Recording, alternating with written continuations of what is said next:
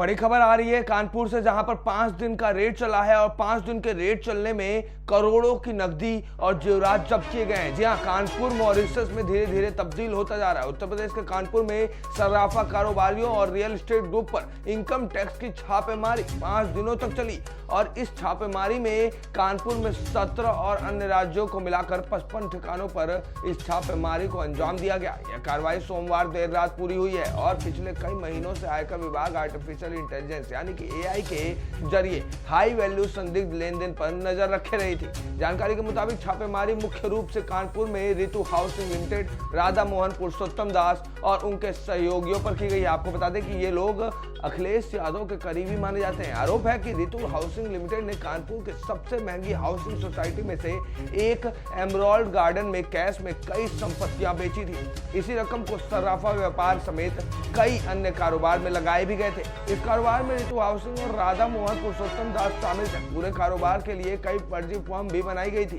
सूत्रों ने बताया कि एक बिल्डर के अचानक सोने चांदी के कारोबार में आने की जब जांच शुरू हुई तो लेन देन देखकर हर कोई हैरान रह गया। आरोप है कि राधा मोहन पुरुषोत्तम दास 2 फर्जी फर्मों के जरिए अपने कारोबार चला रहे थे। इस बीच 5 दिन चले इनकम टैक्स की रेड में 25 करोड़ की कीमती सामान और कैश जब्त किए गए हैं। जी हाँ, आपको बता दें कि दूसरी फर्म जो राधा मोहन पुरुषोत्तम दास प्राइवेट लिमिटेड है, दोनों फर्मों में बड़े पैमाने पर कैश में कारोबार किया जा रहा था। मामले में इनकम टैक्स अधिकारी टैक्स चोरी का आकलन कर रही है। जानकारी के मुताबिक इनकम टैक्स के चुनिंदा अधिकारियों के पास यह सुविधा है कि वे पैन यानी कि परमानेंट अकाउंट नंबर डालकर किसी लेन देन को देख सकते हैं। दरअसल उत्तर प्रदेश के कानपुर शहर को पूंजीपतियों और कारोबारियों का हब माना जाता है। कभी इसे पूरब का मैनचेस्टर कहा जाता था। आयकर विभाग, ईडी और directorate general of GST intelligence DGGI जैसे जांच एजेंसियों की नजर लगातार कानपुर के छोटे बड़े व्यापारियों और कारोबारियों पर रहती है। जांच एजेंसियां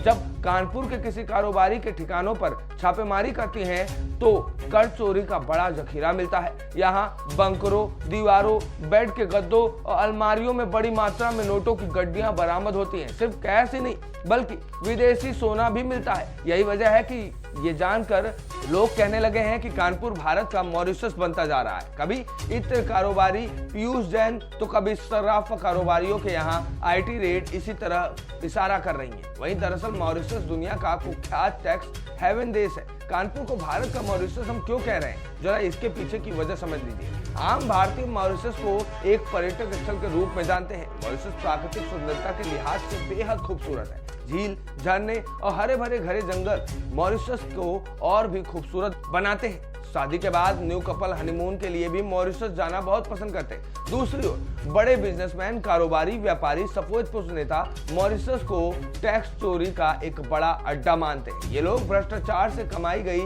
ब्लैक मनी को वाइट करने मॉरिशस आते हैं। इसलिए मॉरिशस भारत के बड़े कारोबारियों की सबसे ज्यादा मनपसंद स्थान है। और अब कानपुर के हालात देखते हुए ऐसा लग रहा है कि कानपुर भी मॉरिशस में तब्दील होता जा रहा है। जिस तरीके से कानपुर में लगातार टैक्स चोरी की खबरें और अवैध कमाई की खबरें सामने आ रही है, इससे साफ नजर आता है कि अब मॉरिशस की तरह ही कानपुर भारत के बड़े कारोबारियों का एक मनपसंद स्थान हो गया है। न्यूज़ टुडे से विश्वेश तिवारी की रिपोर्ट।